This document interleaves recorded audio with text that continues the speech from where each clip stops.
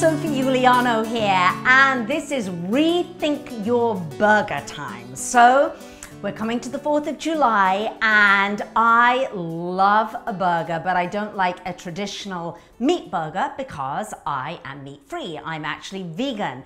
So for all you vegans and vegetarians out there, it doesn't have to be some boring, tasteless, cardboard, soy-filled burger. No, not at all, because I'm going to show you how to rethink it and do it differently and make the most delicious veggie burger you have ever tried. Are you ready? Let's get started. So the first thing that I'm going to do is actually talk about the burger that I'm using. So I have done a taste test of almost every single veggie burger on the market, and this is undoubtedly one of my favorite. Let me show you the pack of the one that I'm cooking today. So it is by a company called Hilary's Eat Well.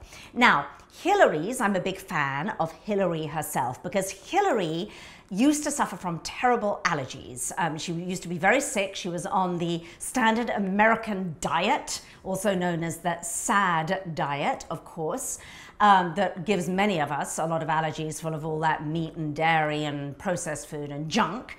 And went to the doctor, they drew her blood, they said, no, you're allergic to this, that, and the other. So her quest and her mission in life was to create food that was really, really healthy. And the thing that I like about this is that it's not just sort of mock meat food. It is, she does burgers and nuggets and dressings and all kinds of different foods, but they are really supremely healthy. Every single ingredient has been thought about really carefully. So today I am using the root veggie burgers. Now, Hilary's Eat Well is the company, and the links are underneath the video, but they have 4 different kinds of burgers. And I chose this one because they're so pretty and I love the taste of them. So they have beets and all sorts of different root veggies, and they have really healthy grains and lots of protein, but the protein comes from grains and not from soy or anything like that. So that's what I'm using. Now, I am going to do a breadless burger because I like to stay away from gluten as much as possible, and I have to say that almost every gluten-free hamburger bun I've tasted is not very pleasant. Let's be honest about that. So here's how you could build your perfect 4th of July burger. Are you ready? I love my kitchen. This is one implement, just as a side note, that I could not live without in my kitchen, is a pair of tongs. I don't know why, but I kind of feel empowered with those tongs in my hand.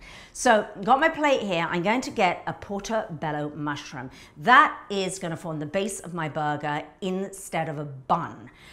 How I cooked this was I popped it in the oven in a little bit of foil with a tiny bit of olive oil and some tamari sauce, just for about 15 minutes, just to soften and bake it. When you take it out of the oven, just mop the excess juice with a paper towel off the mushroom because it can get a little bit soggy. Mushrooms have a lot of water in them. So that is forming the base of my burger.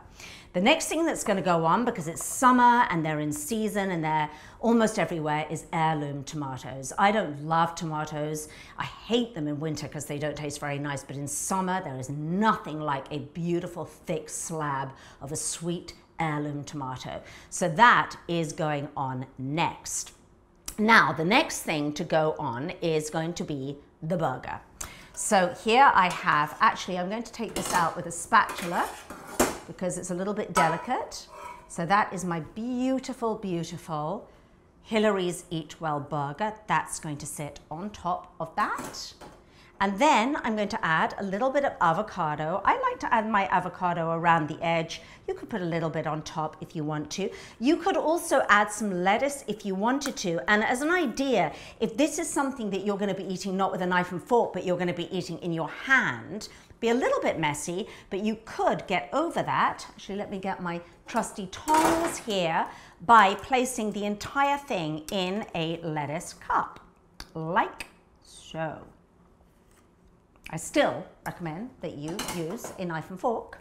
And then finally, last but not least, I'm going to add some vegan mayo. And my favorite vegan mayo is by a company called Hampton Creek, and it is their Just Mayo, and it tastes exactly like, in fact, much better than regular mayo.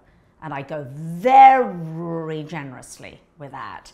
And if you really wanted to, if you like that trio of the mayo, mustard, and ketchup, you could also throw some of those condiments on too. But I am telling you, that is a way to seriously rethink your burger.